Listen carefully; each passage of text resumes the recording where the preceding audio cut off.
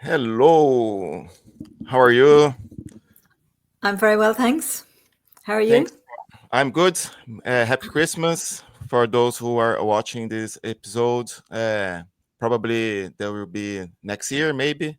We're almost there. So this is Christmas basically. Today is the 26th. And yeah, today we have Maureen. She is doctor uh, at Galway University.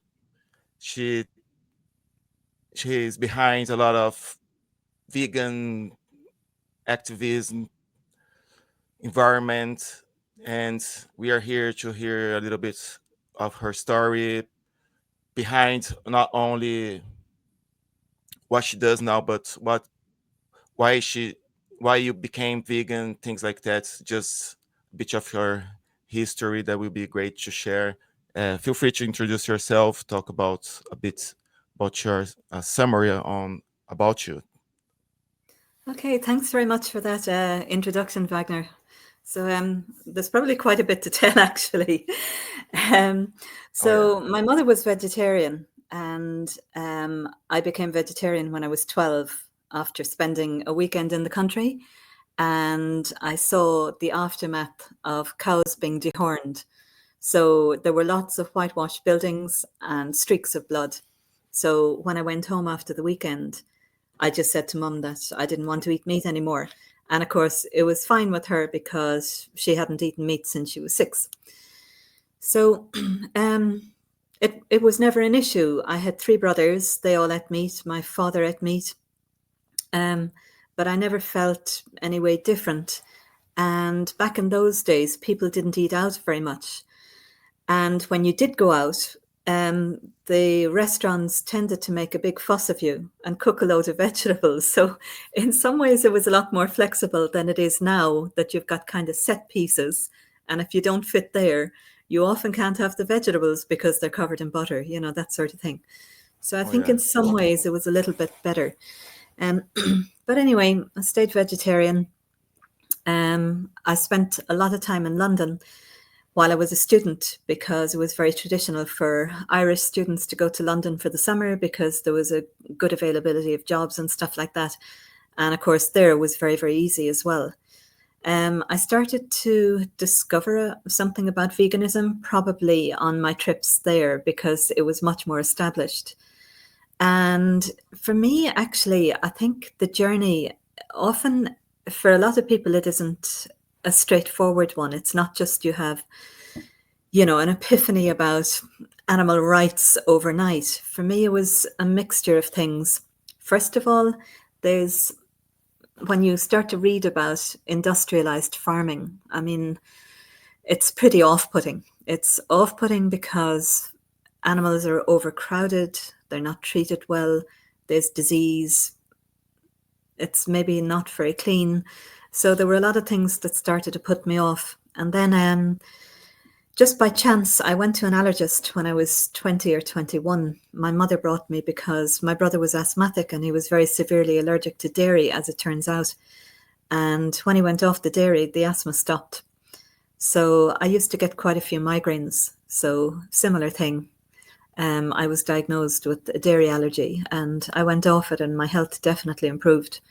Not immediately because I think you detox for a bit, but yeah, and I had kind of been going that way anyway because I was just experimenting with refinements to my diet.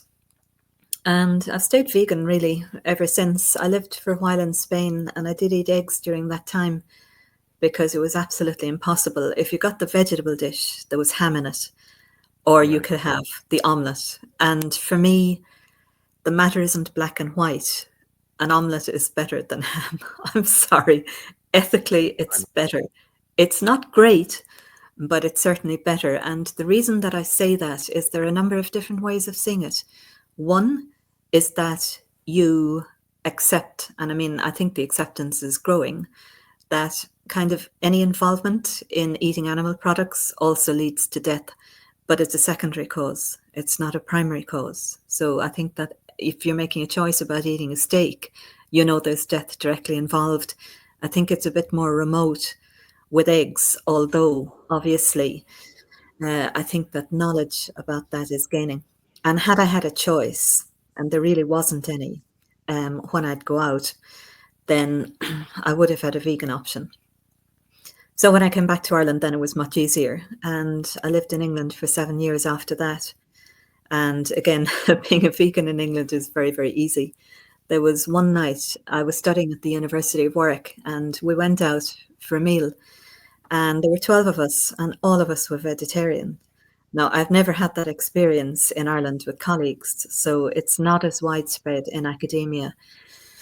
Um, and then it never was an academic interest for me. It was something quite private and something I kind of wanted to keep. I wanted to keep it private, but it just won't allow me.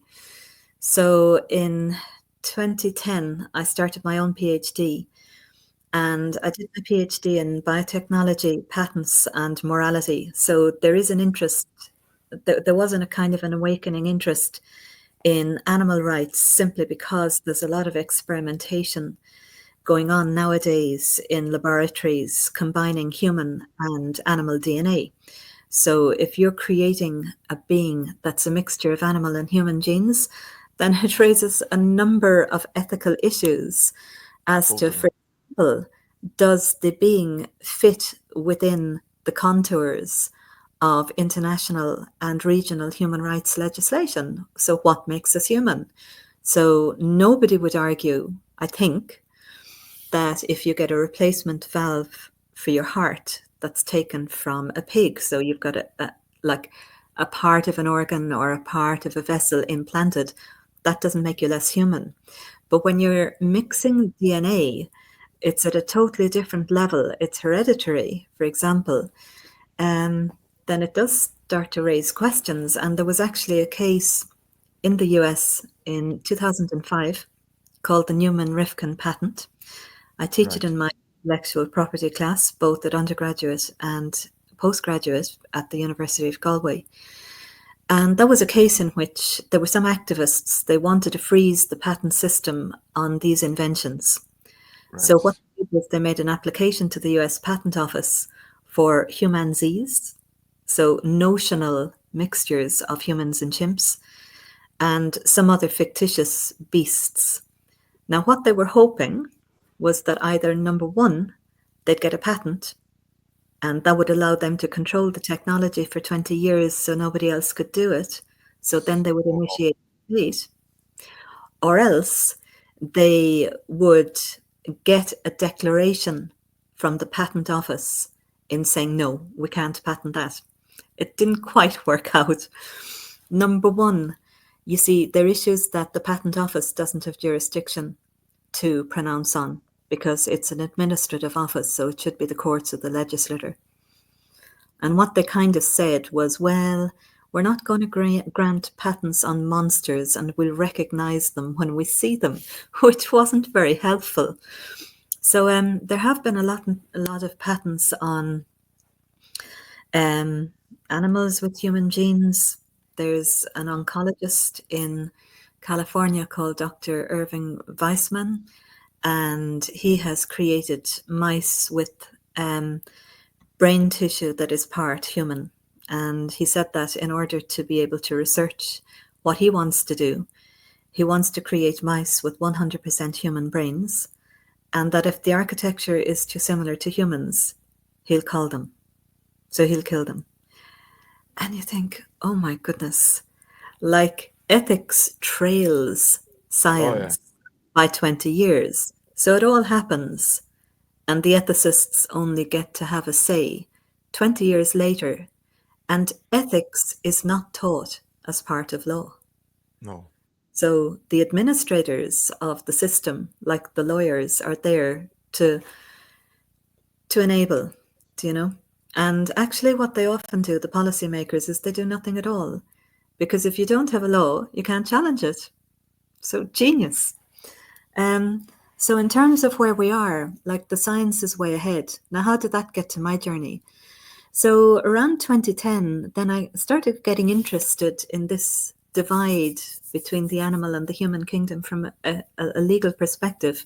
If you've got biotechnological beings, that straddle those areas, and there's no answer. And then I supervised a PhD on animal protection law. So she finished in 2021. And in the meantime, I was chairperson of the Vegetarian Society of Ireland. So we used to have a festival every year. And one year we invited Dr. Claire Lindsay from the Oxford Centre for Animal Ethics. And she came, and then she invited me to become a fellow of the Oxford Centre for Animal Ethics. So I became a fellow in 2014. And what that centre is, it's the first of its kind in the world. It's a global international think tank on animal ethics. So it's multidisciplinary. It brings in people from all over the world. So it's really fascinating. Sometimes we talk about law, we talk about, our knowledge within our own disciplines.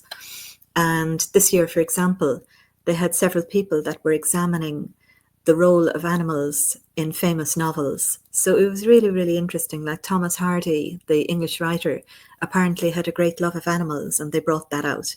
So it encouraged me then to start looking at Irish authors like George Bernard Shaw, the playwright. Also, James Joyce has got a lot of sympathetic references to animals in Ulysses. And I started to look at that, and I'm writing up a paper on it. So then that kind of got me going on an academic path on animals. And my first degree was in English and philosophy, but I had also studied history. So multidisciplinarity for me is very enjoyable because it allows you to draw on a lot of different sources. So I finished my PhD and was awarded it in 2018. And then it gave me a little bit of time to sort of think about, what am I going to focus on now? So the COVID years happened and everything. I did publish a few articles on vegetarian and vegan rights because they've come up as a feature of European human rights law, actually. So vegan rights are protected in Europe. But under other aspects of human rights law as well, you could have a constitutional basis for it. Sometimes the courts accept it. And then I started writing a book on vegetarianism in Ireland, and I finished it. So it's with the publisher at the moment. So Awesome. fingers crossed that in Oh yeah. 2025 that comes out. Looking And forward. then there are a lot of bodies that are starting up on the area of animal rights and animal law now, because I think we're just at that moment that the world is beginning to accept that animals aren't things, they're not inanimate, and we're destroying the environment. So it is kind of self-centered, but who cares if it's going to help animals in some way? That's good. So the Cambridge Centre for Animal Rights Law was set up within the last 10 years. And what they did was they're two academics in Cambridge, and they just started to run an online seminar series, really. And the university picked it up, and it's now part of the undergraduate course that's taught to law students in Cambridge. So they then got funding to run a workshop for any academics that were interested in setting up a module on animal law. So I applied, I got it. In 2022, I went to Antwerp for a week. And so what they did was they shared all their materials and then got us to think about the design of our particular course. Like, what would the differences in a course in England and Ireland be, taking in every consideration. So I did that. I then applied to my colleagues in the School of Law for approval for the course, and it was approved. So it's going to run for the first time in January. That's a 12-week course. It's an undergraduate module. It's open to occasional students as well. So if you're not a university student and you want to take the course, you can. Unfortunately, at the moment, you have to pay for that. But hopefully in the future, I'll get funding for that. So if people want to do the course, they'll be more than welcome.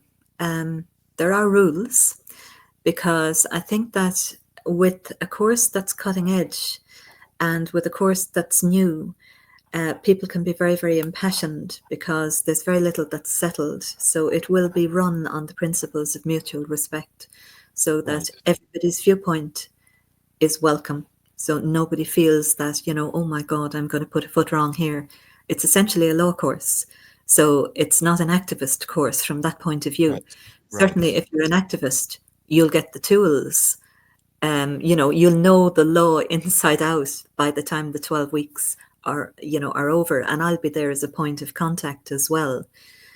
But it is the law. It's multidisciplinary as well. There are other disciplines that are there. So Nice. I've managed to talk quite a bit. So maybe you have a few questions.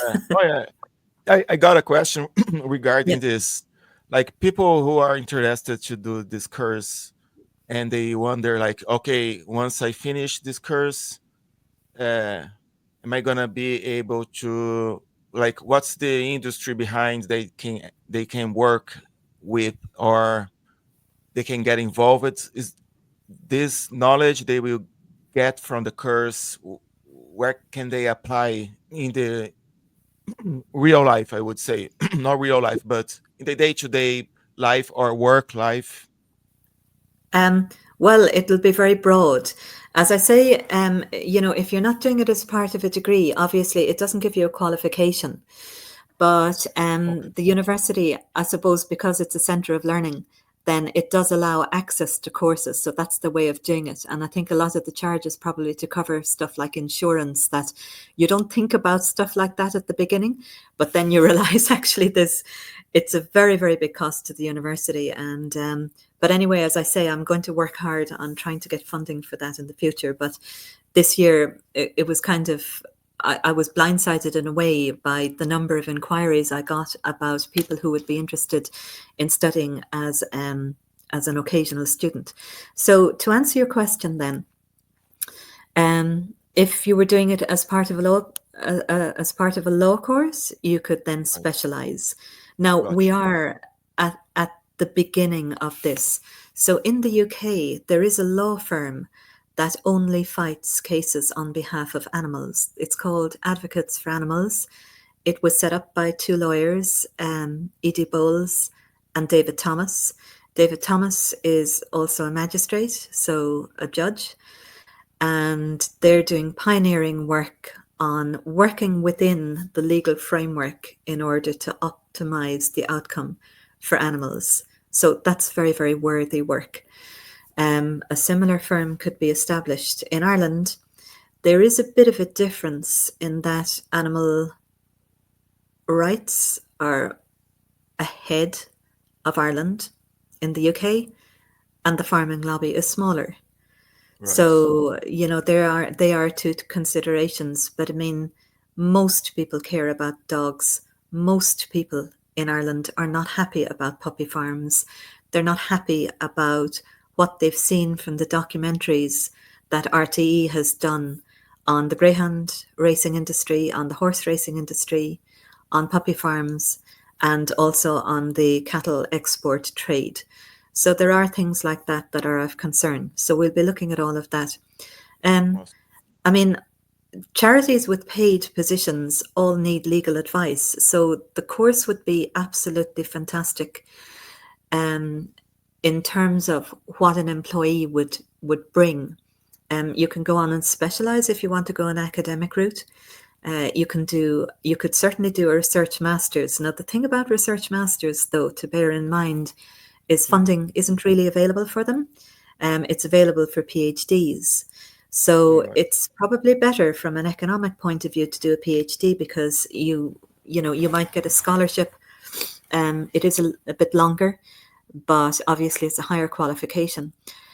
So there's that option, and there's a myriad of topics that you can choose within animal law or within Right. animal ethics that I'd certainly be very happy to supervise. And just for the record, I've supervised four PhD students to conclusion. Awesome. So that's a good record, to be Yeah. honest, because during it, I was doing my own PhD. So I am very experienced on the PhD journey. And I would now say that it's very important to get it done very quickly. So my most recent PhD student to finished his PhD in a year and a half, and it must be a record. Um, Now he was a professor of law, I will say, Right. so a very esteemed academic already. But I mean, there are there are ways of making the process a lot more speedy and less painful than leaving somebody off to their Yeah. own devices more or less for 7 years. So that's certainly an area that I'm experienced in already, the academic route.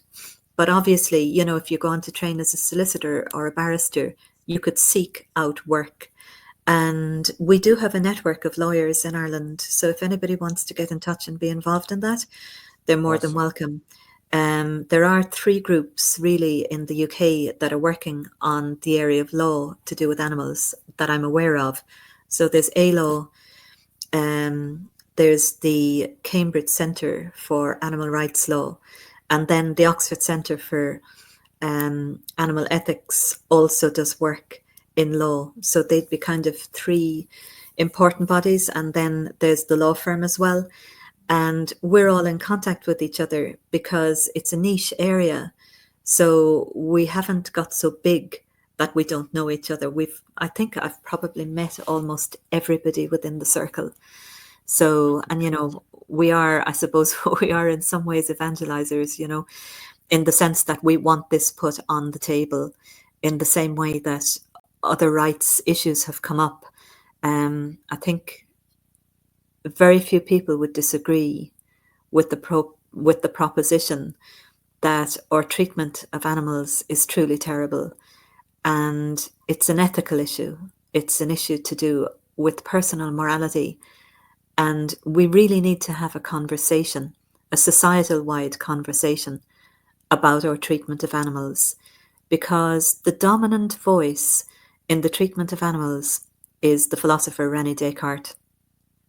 And René Descartes was the founder of vivisection. So he had a theory, he was famous for the phrase, I think, therefore I am. So really, the only beings that had moral importance were men, probably white men, probably of a certain class that were deemed to be rational, and everybody else didn't benefit from that. Um, Obviously, the acceptance of humanity and the attraction of rights has grown over the centuries.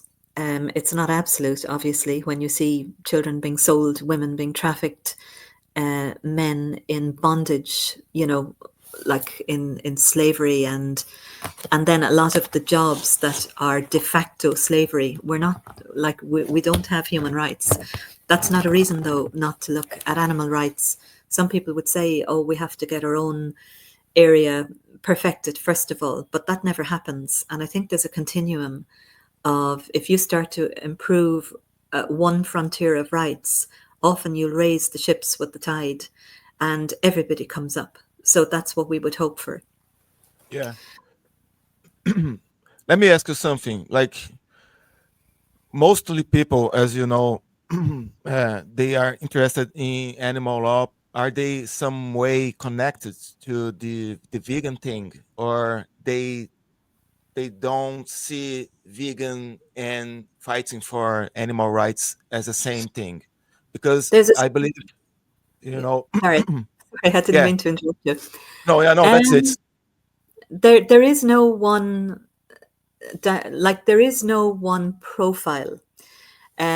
Everybody has a different attitude.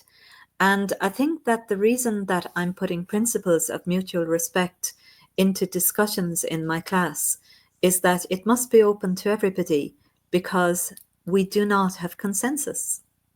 Right. So even if you do believe that, that the only way to deal with animal rights is through a vegan lens, not everybody agrees. So you then have to make a decision. What do I do with the people who don't agree with me? Do I talk to them or do I not talk to them?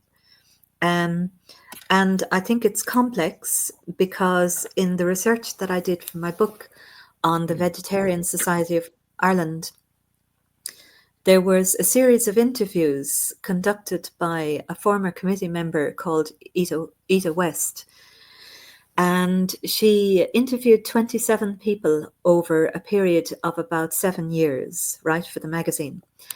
And some were vegan, some were vegetarian. A lot of them had grown up on dairy farms. So they saw firsthand the conditions of the animals. But not everybody reacts the same. So I've heard of people who have inherited family businesses, such as butcher shops, that become vegan, but they Oh continue yeah, with the butcher shop. gotcha. Now, I believe that they're doing what they can, because It's often, something. if it's a family business, you start off very, very young. You don't get other skills. Boys who grow up on farms, they'll often inherit the land, but they leave school at 12. They're out driving the tractors. So you can't come along to them and just expect them to dump their profession at the age of 40 when they've got mortgages, families to support, etc. So I believe in having my own principles, but I'm a pluralist when it comes to talking. And I think that that's very important. I think that sometimes people will grow up on a farm, they don't make the connection with meat. I've actually been interviewed by a former politician. Now, he hasn't published the documentary yet, but anyway, he did a series of documentaries in which he invited people with different attitudes towards animals, and I was one of them. So there was somebody speaking from a farming body, and the politician actually asked him, don't you consider it to be hypocritical that you have your dog next to you in the tractor and you treat him very well when you're out farming your cattle, who you don't treat very well, like in the sense that you're going to take away their life? And he said, no, I see no contradiction, because the cow is a farm animal and the dog is a pet. Now, so yeah, you can argue that humans decide those categories, but exactly, humans do decide those categories, and currently the law gives us the power to do so. So then there's no point in coming along and being completely aspirational and ignoring that. It's a point of view. It's a point of view I may not agree with, but it's a very dominant point of view. And I think that it's a great place to be, that we can now have discussions about these issues because they're going on the table. And Yeah, so, one of the important things is that there are several cases from around the world. So, globalization has got a very, very good aspect in that the knowledge of what's going on in other countries is instantaneously available. So I've been privileged in that I've actually heard these judges from Argentina, Ecuador, Pakistan. I've sat in a room with them in which they've talked about how they got to recognizing animal rights, or um, animals as beings that cannot be incarcerated in zoos, for example. yeah, And so that's the beginning of my course. It's where we are, the beginning of the recognition of personhood for animals. There are 3 dissenting judgments from the highest court in New York in relation to this issue, that deals with the rights of chimpanzees and elephants. And what's really fascinating about that is that the judges have identified this as an ethical issue of our time, and that we're wow. going to have a conversation about it. So that's the kickoff of my course. We'll then be looking at, Irish law and a lot of other things as well. This is awesome. This is the beginning of a change, isn't it? Yes, All this movement. it is. And I Yeah, think my course is going to be unique. First of all, I'm very lucky that I've been a lifelong scholar. And as I said, my first degree was English and philosophy. So I had a philosophical background. I had wow. the background in English literature, so I'm quite knowledgeable about writers, and I like to think that I write well. But I also studied history for a year, and I loved history at school. So a lot of what I teach in law actually has got historical groundings anyway. So I'm very kind of comfortable with that type of writing. And what it turns out is that the law obviously has got historical antecedents, there are a lot of changes. You can almost kind of map the evolution of human rights as a blueprint for the mapping of the evolution of animal rights. I'm also going to be looking at different disciplines. So there are writers, for example, in Ireland, George Bernard Shaw, who's been described as the second most important playwright of the English language, and that's after Shakespeare. So, a very, very eminent playwright who lived until 95, became vegetarian in his 20s, and basically he never stopped talking about his vegetarianism. He always kept it on the table. And there were a lot of press reports that reported on his vegetarianism as well. So I suppose in the modern day, we have people like Paul McCartney, a very well known singer who's been an advocate for vegetarian and more latterly vegan rights.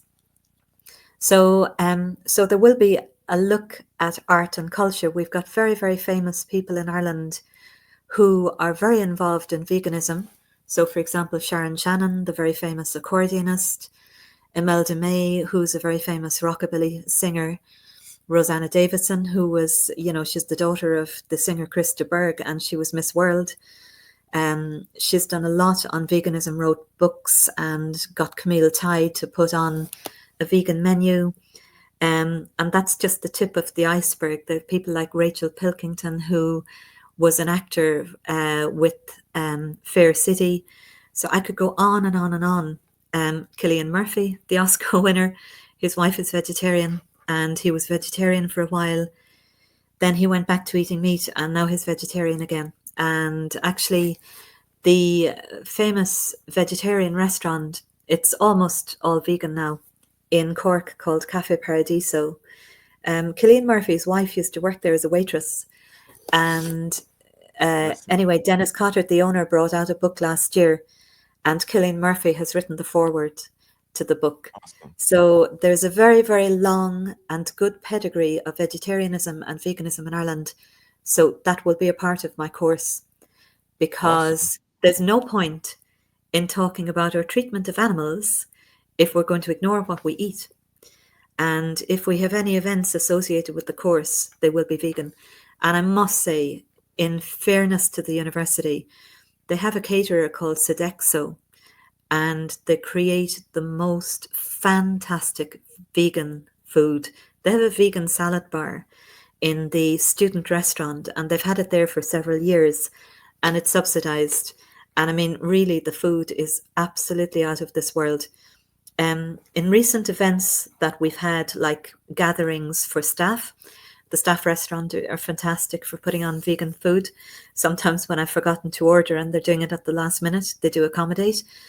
And they accommodate very well as well, I must say, dessert and everything. And then also, like, when croissants and pastries are provided, they're always now vegan pastries for me as well, it's very, very nice. It's very nice to see it. But there will be a section on food in my course, because we have to Really talk about farm animals, and we have to talk about the fact that even if we think that vegetarianism and veganism aren't a part of our or that they're not a big part of our cuisine, they certainly are, and they've been there for 150 years, and I've got all the evidence to prove it. So awesome. Like, we always have England as a reference to talk about veganism.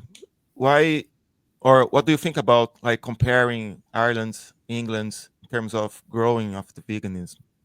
Uh, um, I I think it's comparing England seems to be way up comparing to Ireland in terms of places to go and activism. Why you think there's this huge difference, if you think there is? um, there's a big difference. There's a big difference.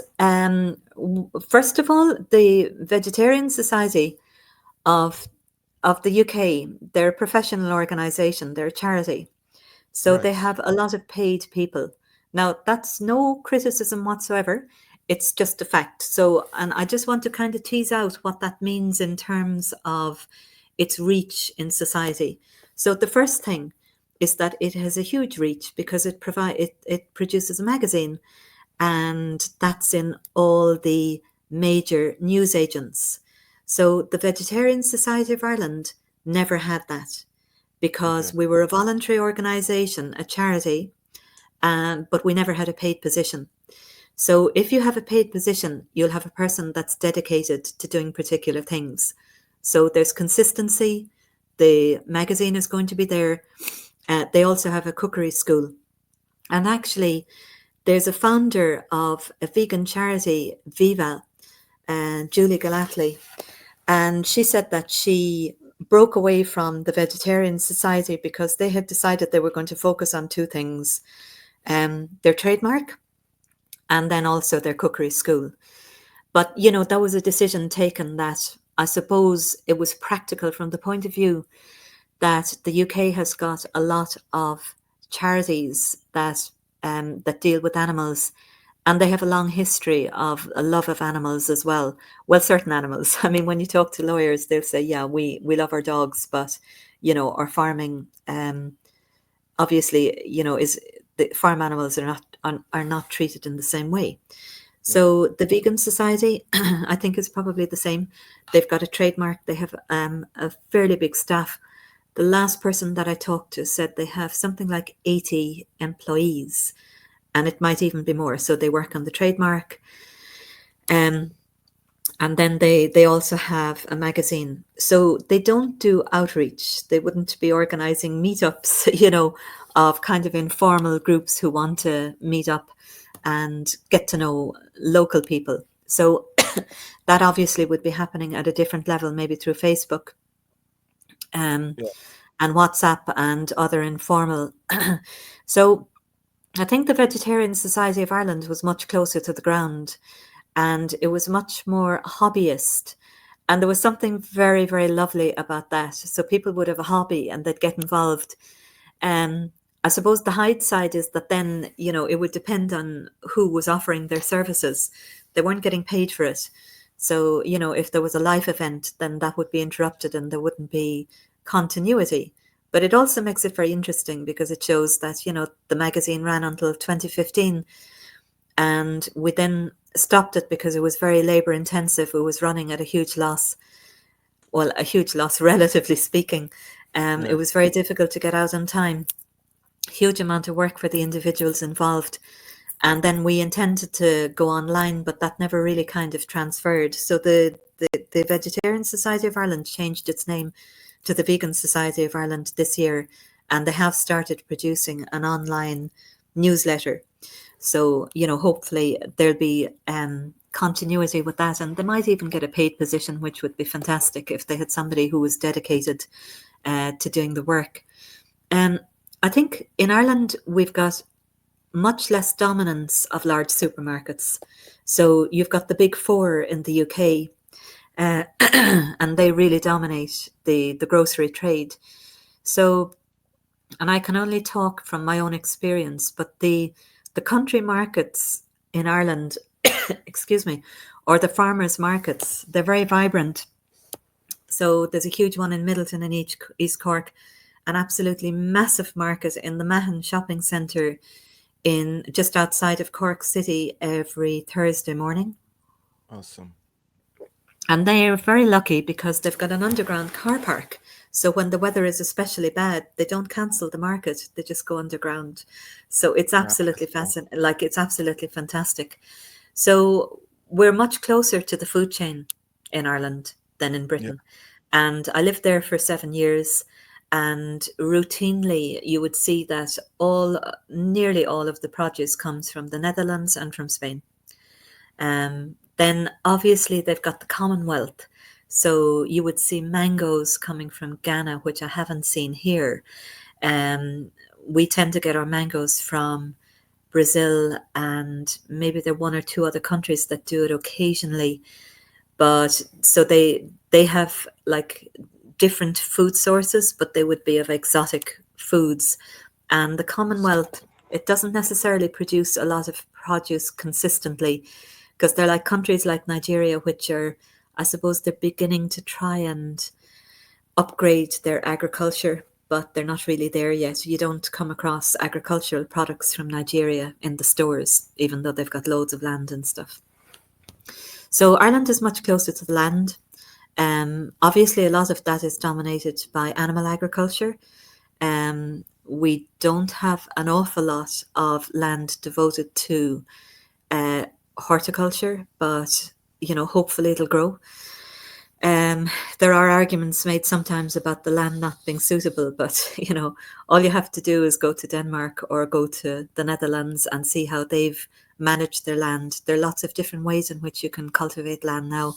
And we do have an expert within our broader community in Ireland, James O'Donovan, who has done a huge amount of work on sustainability and agriculture.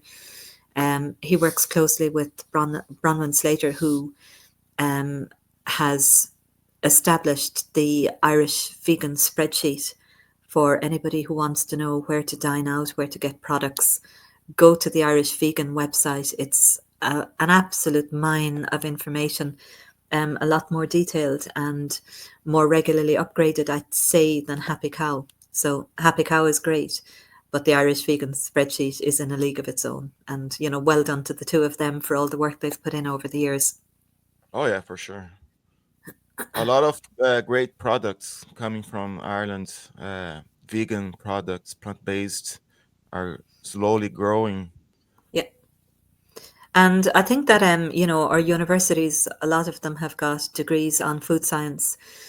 And then we have great cookery schools. So I noticed that actually it's interesting. A lot of the vegan chefs have got a qualification from Ballymaloe. So Ballymaloe, for anybody who doesn't know, is a huge cookery school in East Cork.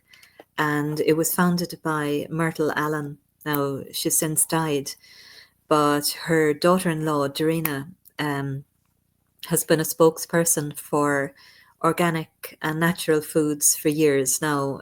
She does do she does cook animals, obviously, but she has been a great advocate for country markets as well.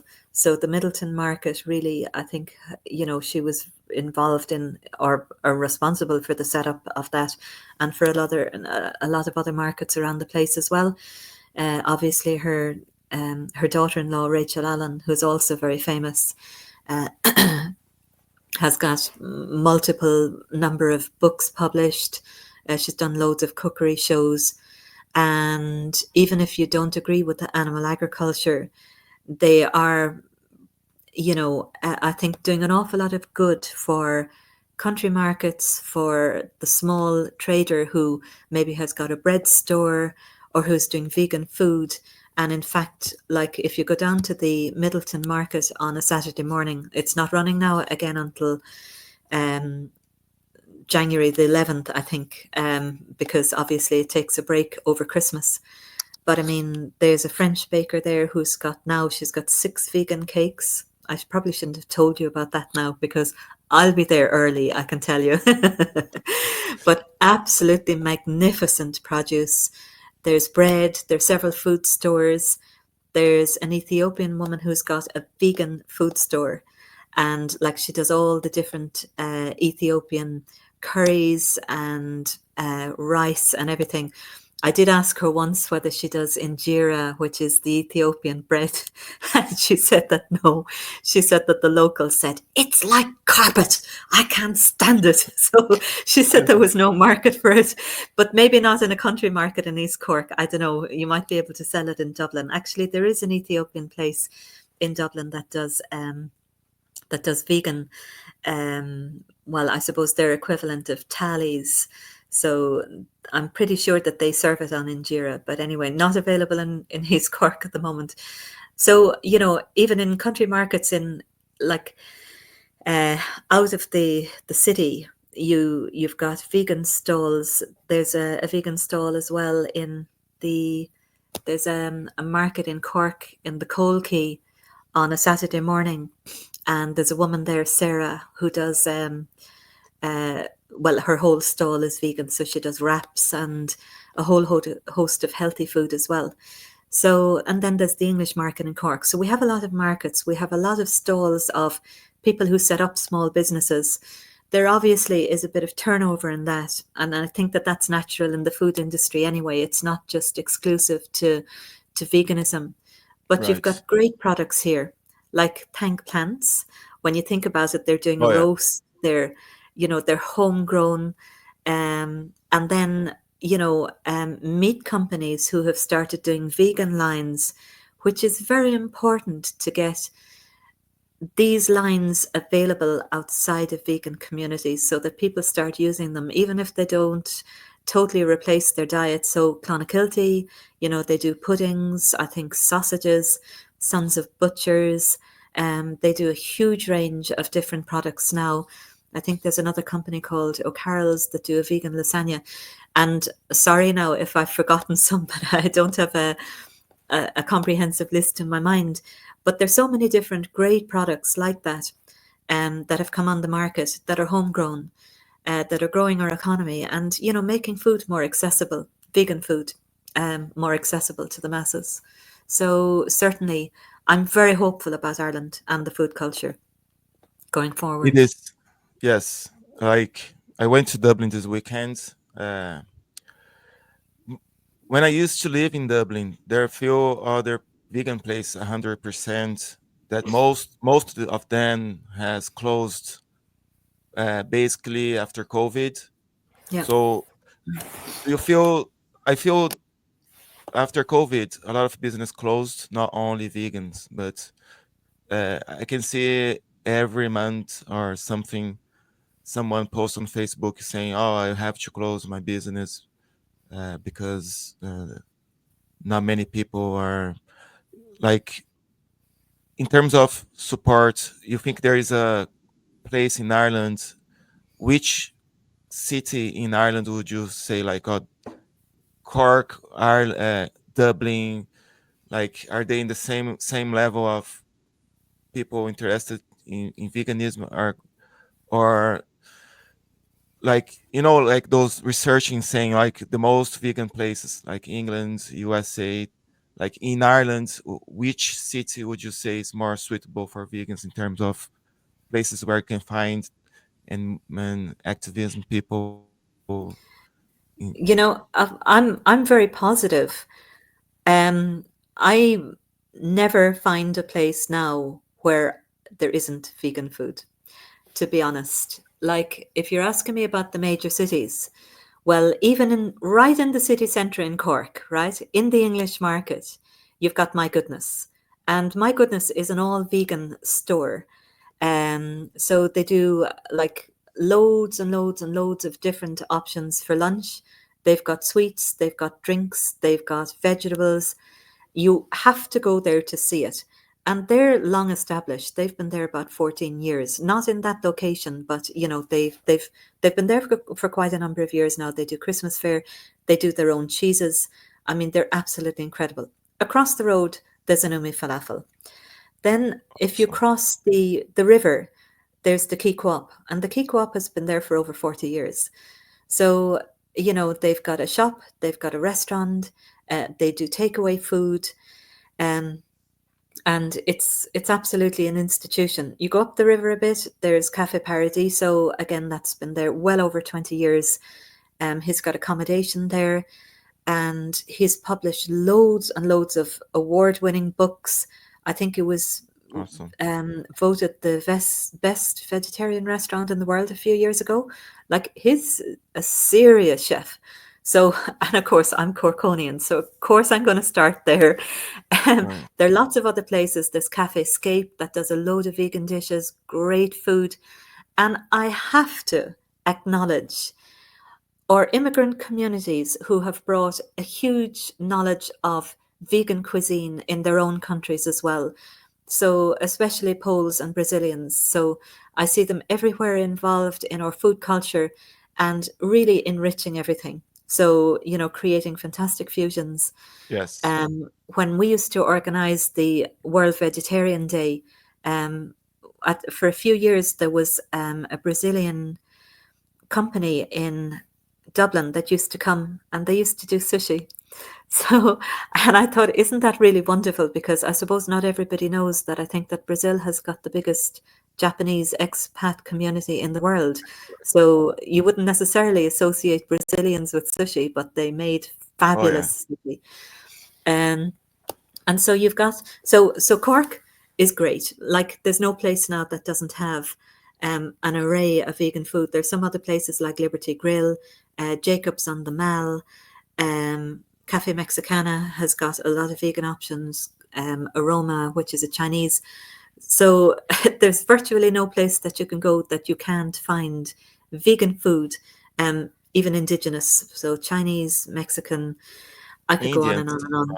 And actually, the my goodness, that food place, well, it's a couple. So it's an Irish guy married to an American woman, but she spent a long time in Guatemala. So if you go there and you think, oh my God, their Central American food is spot on. It's like a native is cooking it. She's a de facto native because, like, they do queso and they do nacho cheese, and it's all vegan and it's all really, really healthy because health has always been a very important thing for them. So, like, there are none of the artificial ingredients that you get in supermarket cheeses. It's really, really good for you. Um, so then Dublin is absolutely incredible. You've got cornucopia that's been there since the 1960s. Very sadly, Blazing Salads has just closed its doors. And, they've said that rent and then the problem of getting workers, that the business just became too difficult. So definitely there's a huge issue Yeah. in terms of there being an absence of support for small businesses. Because what is actually going to happen if all these small businesses closes? Then it means that the multinationals are going to have a much stronger foothold here, and their food is done for our community on a profit basis. So the minute that we're not making profit for them, like if there's a change in the market in some ways, they have no hesitation whatsoever about withdrawing all the products. So, as Yeah. an ethical issue, now I know that people can be strapped for cash, but for me, certainly as an ethical issue, I do my very best to shop local. In the local health food store, I try to get my products. Obviously, if there's a huge price disparity, then I don't. But you have to make a calculation then. Sometimes that, like, if you're getting a big bottle of olive oil and there's a few euros in the difference, how long is that going to last you? So over time, how much is it actually going to cost you? So they're kind of ethical decisions that I make like that, all of the time. So I would encourage people try as much as possible to support local businesses because they're the ones that are there. You've got the Grove in Limerick, that's a small vegetarian cafe that caters for loads of vegan hot meals. They now have desserts as well, coffee and everything. They've been there for over 40 years. The Key Co-op has been there for over 40 years in Cork. Cornucopia has been there for over 40 years. Blazing Salads came from a family that had a restaurant back in the day called the Golden Dawn. Now, it was macrobiotic, so they did serve fish, but it was the nearest thing to a vegetarian restaurant back in the 1970s and probably before that. And they have had vegetarian establishments in Dublin until this year. So, if they don't get the support, then they are going to close. Now, obviously, the closures, they're not confined to, as you rightly say, to vegan establishments. So the Tong Sing, which was a Chinese restaurant, actually owned by South Americans. I think they were from Suriname or one of those countries anyway. But they were an establishment in Cork for years. They had a Chinese restaurant on Patrick Street for 60 years and they closed this Oh, year. Now, there's something really, really wrong when you've got a whole spate of establishments that have been there for a long time yeah. and they're having to close. We all know rents have gone through the roof. The VAT rate is very high and it hasn't been reduced.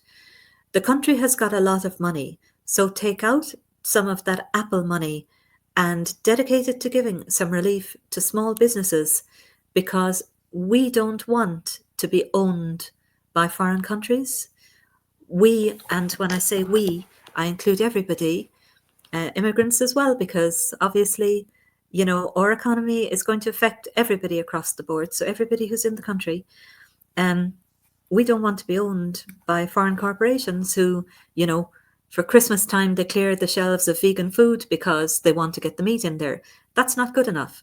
But like, if we're not supporting the small businesses, they will go bankrupt and they will Totally. close. So really, um, I've meandered a bit in your question. No, So Dublin, totally. obviously, Dublin is great. I mean, there's so many different options there.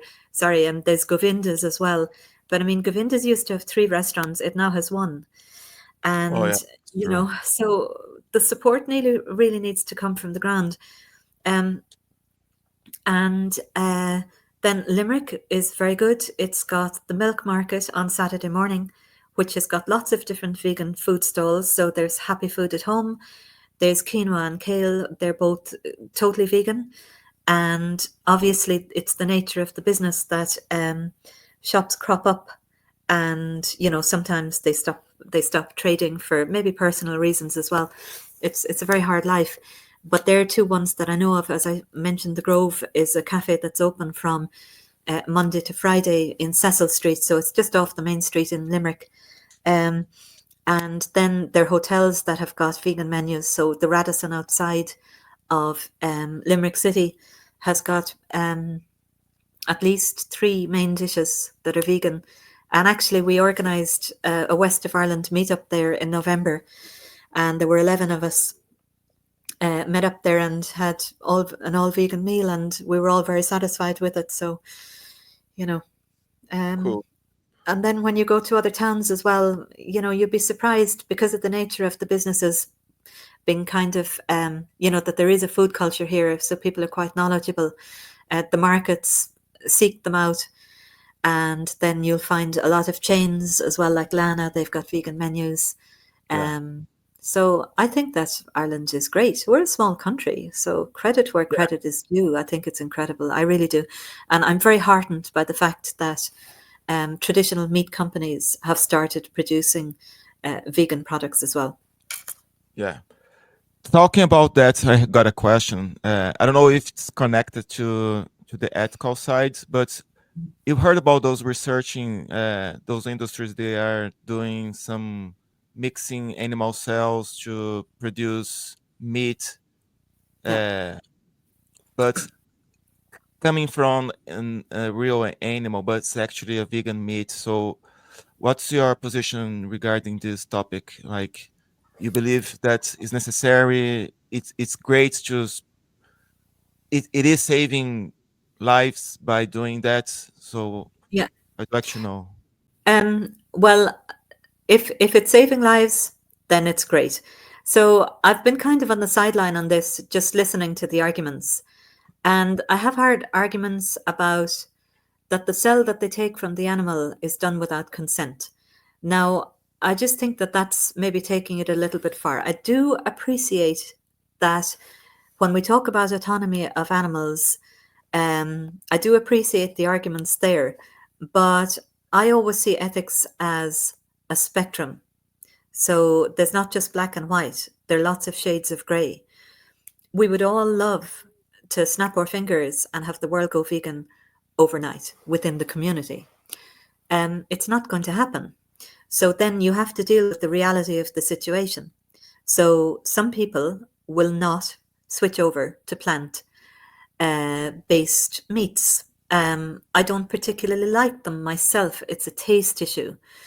So, and then the other thing too is because I became vegetarian many years ago, I got used to cooking for myself. So I've got kind of my routine and my likes and dislikes and stuff like that.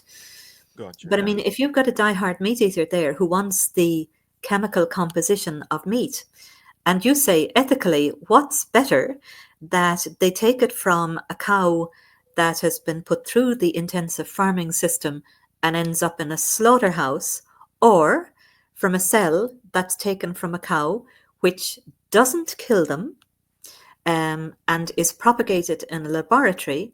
Well, I will unequivocally say it's much more ethical to eat the lab grown meat without question. It's without slaughter.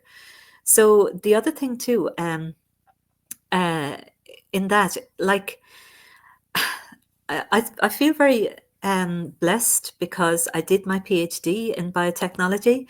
So I do actually see this as part of, I suppose, you know, there's a bigger picture. So Yeah, some of the cosmetic companies that traditionally tested on animals have moved away from it through this technology. So, what they've done is they've created a huge mass of human skin in the laboratory that they can test on without ever having to do it on a human being. So, that creates obviously a dimension that's much more ethical. Um, this is done regularly for medical testing as well, that you would create a cell, um, like a cell cluster. So there's a very famous case that I teach from California, and it was a guy that um, he had some cells from his spleen removed, and they created a cell culture in the laboratory so that they could find out more about something that was very unusual in his bloodline. So for me, there's really not an ethical question there. It's discovery. You're not taking a life. Whether you do decide to eat it or not, that's kind of up to you. Obviously, it is derived from animals, and then when you read any literature on how people's journey towards vegetarianism and veganism, there isn't just one way because we're never all going to be the same. And okay. some people are concerned with health. So there might be health benefits to this. There might be health risks to this. I don't know enough about the technology myself to be able to say anything about that. um, but the avoidance of killing is absolutely fantastic. There wouldn't be all the manure that's produced, all the pollution, all the land taken up. So if people who want meat could be facilitated through lab grown meat, I think it's fantastic. Yeah, I I believe won't so. be eating it myself because I don't like the taste of meat, and I don't actually like I'm quite healthy on the diet that I've got. It wouldn't appeal to me, but I recognize that I'm in the minority, and so if it does appeal to people and it saves the life of cows and it gets us to change our farming system, I think it's fantastic. Awesome. I believe so. It's a way to, avoid killing animals, Yeah. and yeah, I we are close to the end, so I've got just a few questions. Uh huh. First, we are it's Christmas time. I'd like to know what's your recipe for this end of year. What you're doing? Any recommendation for people watching us?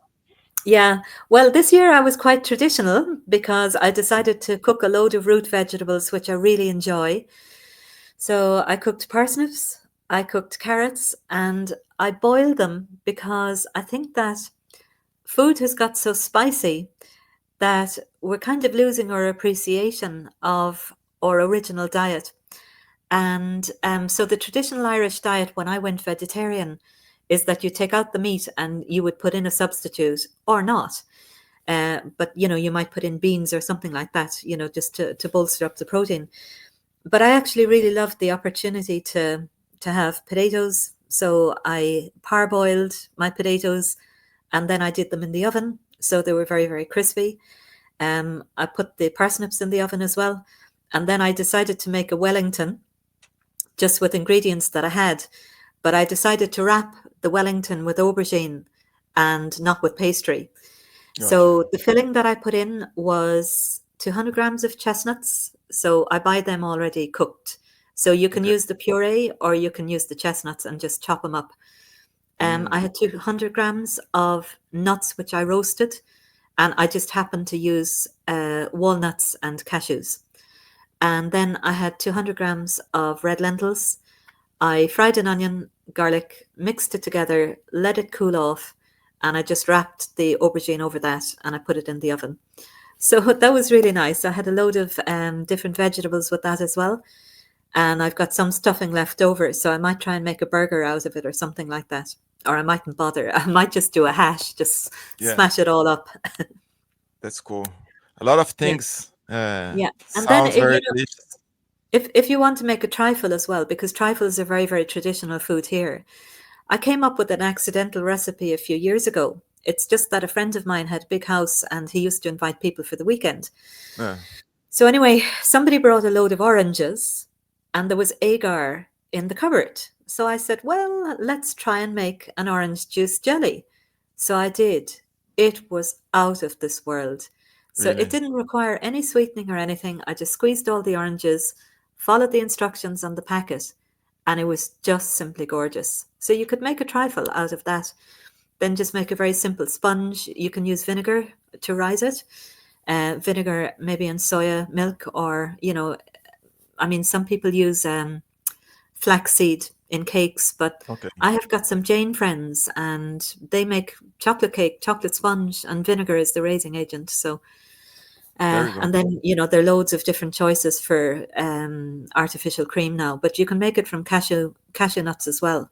Just soak them, use a little bit of water. You have to have a very high speed blender though to completely, to completely blast them. But Yeah, that's an ice cream. that's So yeah. cool. Hmm. You know what I like and I'm missing here is the Italian panettone. I don't know how it is here in English, but have you heard about panettone? You It's can get a it in TK Maxx. TK Maxx vegan Yeah. versions, right? TK Really? Maxx, TK every Maxx. year they carry panettone. They do, yeah. Yeah, yeah. Is that So open today? it probably is actually. I will Yeah. check it out. I'm missing So that. Like, so yeah, they always have that random. But you could ask around in some of the bakeries. Deirdre Flanagan, who does the Deirdre Bakes in Claren Bridge, she might well do one because she goes to Italy a lot and she's self-taught.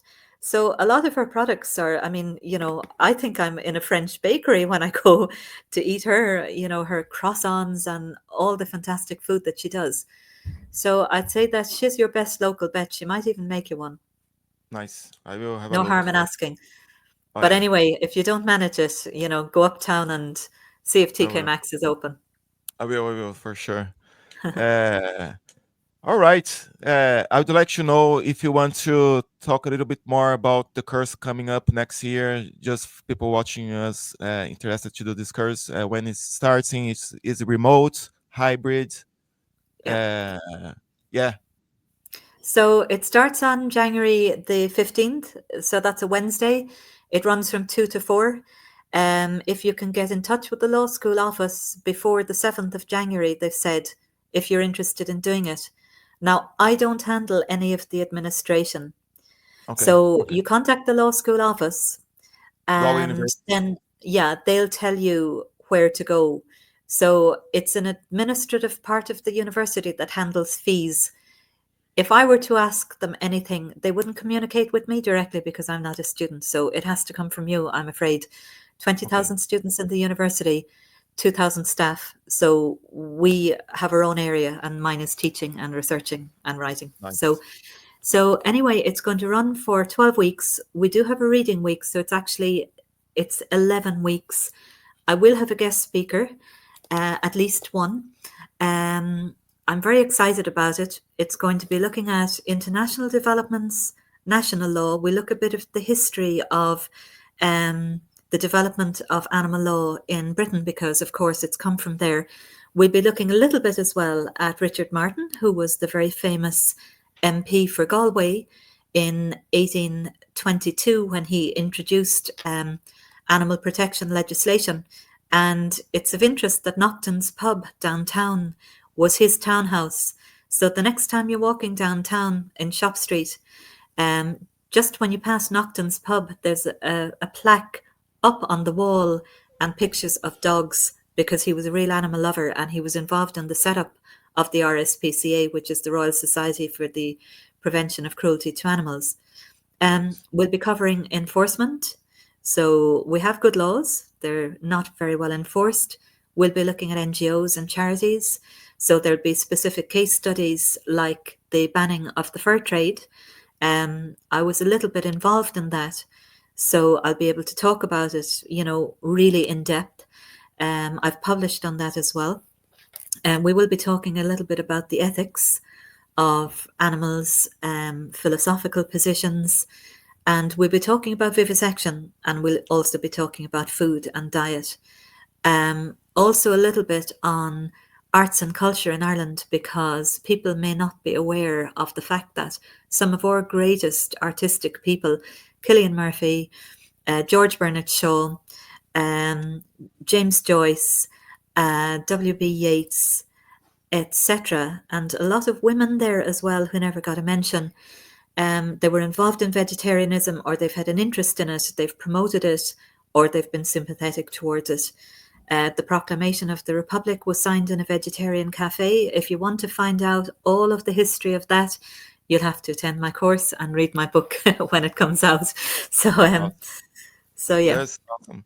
Yeah, I believe, I'm sure you have the the mix of all the skills and knowledge to provide the best course in Europe Oh, related well, to this topic. that's very And kind. All I can yeah, promise is I will do my absolute best. oh And yes, the material as well, I really do work on making it interesting, as interesting as possible. Oh, yeah, another thing too is I'm very interested in Irish mythology. And so we have a lot of animals. And we are going to have a little bit of a look at that as well, because the treatment of different animals varies according to whether they're animals in their own right or whether they have an animal form because they've been enchanted. So there might even be a bit of witchcraft in my course, but we'll see how far that goes. I believe that goal it will work out. I'm sure. And Thanks very much. yeah, I'm so happy to have you here. The honor to have guests of your quality. Thank you so much. That's And very gracious of you. yeah, no problem. Wish you happy New Year. The Uh, same to you. thank, thanks so much. Once I have this podcast ready to publish, I'll let you know. Okay. And yeah, thanks so much. I will play the intro song. Uh, I will stop recording. I'd like if you can just keep online. I will say bye I to will. you before. All Okay. right. Thanks so much. Whoever is watching us, follow on YouTube and like the show.